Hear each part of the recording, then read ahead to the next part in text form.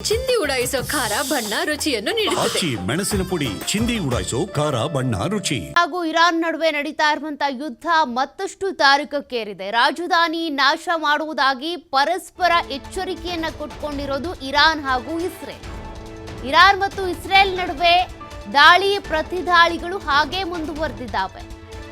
ಒಂದು ಪ್ರದೇಶದ ಮೇಲೆ ಇಸ್ರೇಲ್ ದಾಳಿ ಮಾಡಿದರೆ ಮತ್ತೊಂದು ಪ್ರದೇಶದ ಮೇಲೆ ಇರಾನ್ ದಾಳಿ ಮಾಡ್ತಾ ಇದೆ. ಸದ್ಯ ಟೆಹರಾನ್ ಬಿಡಿ ಅಂತ 3 ಲಕ್ಷ ಜನರಿಗೆ ಇಸ್ರೇಲ್ ಸೂಚನೆ ಕೊಟ್ಟಿದೆ. ಮತ್ತೊಂದು ಸುತ್ತಿನ ಪೇಜರ್ ದಾಳಿ ಮಾಡುವುದಾಗೂ ಕೂಡ ಎಚ್ಚರಿಕೆಯನ್ನ ಕೊಟ್ಟಿದೆ. ಇಸ್ರೇಲ್ನಿಂದ ಕೂಡ ಇರಾನ್ ಮೇಲೆ ಖಡಕ್ ಎಚ್ಚರಿಕೆಯನ್ನ ಸೂಚನೆಯನ್ನ ಕೊಡಲಾಗಿದೆ. ಇಸ್ರೇಲ್ನ ಟೆಲ್ ಅವೀವ್ ನಗರ ಖಾಲಿ ಮಾಡಬೇಕು ಅಂತ ತಾಕೀತು ಮಾಡಲಾಗಿದೆ.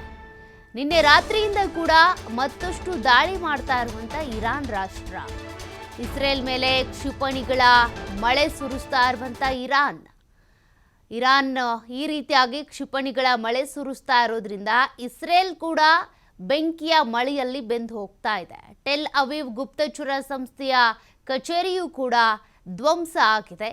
ಜೊತೆಗೆ ಟೆಹರಾನನ್ನ ಬಿಟ್ಟು ಕೊಡಬೇಕು ಅಂತ ಕೂಡ ಸೂಚನೆ ಕೊಡಲಾಗಿದೆ. ಈಗಾಗಲೇ ಇಸ್ರೇಲ್ನಿಂದನೂ ಕೂಡ ಇರಾನ್ಗೆ ಖಡಕ್ ಆದಂಥ ಒಂದು ಎಚ್ಚರಿಕೆ ರವಾನೆ ಆಗಿದೆ. ಟೆಲ್ ಅವೀವ್ ನಗರವನ್ನ ನೀವು ಖಾಲಿ ಮಾಡಬೇಕು ಅನ್ನುವಂಥ ತಾಕೀತು. ಇದೇ ರೀತಿಯಾಗಿ ಮೊನ್ನೆ ಏನು ದಾಳಿ ಆಯ್ತಲ್ಲ, ಮೊನ್ನೆ ರಾತ್ರಿ ಎಷ್ಟೊತ್ತಿಗೆ ಈ ಸರ್ಕಾರಿ ಸ್ಟುಡಿಯೋದ ಮೇಲೆ, ಚಾನಲ್ ಮೇಲೆ ಅವ್ರಿಗೂ ಕೂಡ 1 ಗಂಟೆಯ ಮುಂಚೆ ಇಸ್ರೇಲ್ ಎಚ್ಚರಿಕೆಯನ್ನು ಕೊಟ್ಟಿತ್ತಂತೆ. ಈ ಒಂದು ಸ್ಟುಡಿಯೋ ಖಾಲಿ ಮಾಡಿ, ಜಾಗ ಖಾಲಿ ಮಾಡಿ ಅಂತ. ಹಂಗಿದ್ರು ಖಾಲಿ ಮಾಡಿಲ್ಲ ಅನ್ನುವಂಥ ಕಾರಣಕ್ಕೇನೆ ಲೈವ್ ನ್ಯೂಸ್ ಹೋಗುವಂಥ ಸಂದರ್ಭದಲ್ಲೇ ಬಾಂಬ್ ದಾಳಿಯನ್ನು ಮಾಡಿದರು. ಈಗಲೂ ಕೂಡ ಎಚ್ಚರಿಕೆ ಕೊಟ್ಟಿದ್ದಾರೆ. ಈ ಎಚ್ಚರಿಕೆಗೆ ತಕ್ಕಂತೆ ಸೂಚನೆಯನ್ನು ಫಾಲೋ ಮಾಡಲಿಲ್ಲ ಅಂತ ಅಂದರೆ ಮತ್ತೆ ಎಲ್ಲಿ ಮಿಸೈಲ್ ಬೀಳುತ್ತೋ ಗೊತ್ತಿಲ್ಲ. ಸದ್ಯ ಜನರು ತತ್ತರಿಸಿ ಹೋಗಿದ್ದಾರೆ ಈ 2 ರಾಷ್ಟ್ರಗಳ ನಡುವೆ ನಡೀತಾ ಇರುವಂಥ ಯುದ್ಧದಿಂದಾಗಿ. 2 ರಾಷ್ಟ್ರದಲ್ಲೂ ಕೂಡ ಅಮಾಯಕ ಜನರಿದ್ದಾರೆ. 2 ರಾಷ್ಟ್ರದಲ್ಲೂ ಕೂಡ ಬೇರೆ ಬೇರೆ ರಾಷ್ಟ್ರಗಳಿಂದ ಬಂದು ಓದ್ತಾ ಇರುವಂಥ ವಿದ್ಯಾರ್ಥಿಗಳಿದ್ದಾರೆ, ಕೆಲಸ ಮಾಡುವಂಥ ಉದ್ಯೋಗಿಗಳಿದ್ದಾರೆ. ಅವರೆಲ್ಲರನ್ನೂ ಕೂಡ ತಮ್ಮ ತಮ್ಮ ರಾಷ್ಟ್ರಗಳಿಗೆ ಸೇಫ್ ಆಗಿ ಕರೆಸ್ಕೊಳ್ಳುವಂಥ ಕಾರ್ಯಾಚರಣೆಗಳು ಕೂಡ ನಡೀತಾ ಇದ್ದಾವೆ. ಮತ್ತೊಂದು ಕಡೆ ಇಸ್ರೇಲ್ ಇರಾನ್ ನಡುವೆ ನಡೀತಾ ಇರುವಂಥ ದಾಳಿಗಳೇನಿದ್ದಾವೆ, ಕ್ಷಿಪಣಿ ಅಥವಾ ಡ್ರೋನ್ಗಳನ್ನ ಬಿಡುವಂಥದ್ದು, ಬಾಂಬ್ ಹಾಕುವಂಥದ್ದು ನೋಡಿ, ಮತ್ತೆ ಪೇಜರ್ ದಾಳಿಯ ಎಚ್ಚರಿಕೆಯನ್ನು ಕೂಡ ಕೊಟ್ಟಿದೆ.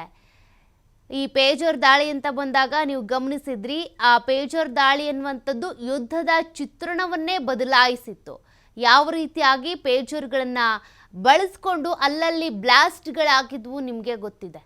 ಹಾಗಾಗಿ ಈ ರೀತಿ ಮತ್ತೆ ಪೇಜರ್ ದಾಳಿ ಆಗುವಂಥ ಸಾಧ್ಯತೆ ಕೂಡ ಇದೆ. ಇಲ್ಲಿವರೆಗೂ ಆದಂಥ ವಿಚಿತ್ರ ಯುದ್ಧಗಳಲ್ಲಿ ಅದು ಕೂಡ ಒಂದು. ಯುದ್ಧದ ನೀತಿಯನ್ನೇ ಬದಲಾಯಿಸಿತ್ತು ಈ ಒಂದು ಪೇಜರ್ ದಾಳಿ. ಈಗ ಅದೇ ದಾಳಿಯನ್ನು ಮಾಡೋದಾಗೂ ಕೂಡ ಎಚ್ಚರಿಕೆಯನ್ನು ಕೊಡಲಾಗಿದೆ. ಟೆಲ್ ಅವೀವ್ ಗುಪ್ತಚರ ಸಂಸ್ಥೆಯ ಕಚೇರಿಯೂ ಕೂಡ ಧ್ವಂಸ ಆಗಿದೆ. ಅಲ್ಲಲ್ಲಿ ಜನವಸತಿ ಕಟ್ಟಡಗಳ ಮೇಲೂ ಕೂಡ ಬಾಂಬ್ಗಳು ಬೀಳ್ತಾ ಇವೆ.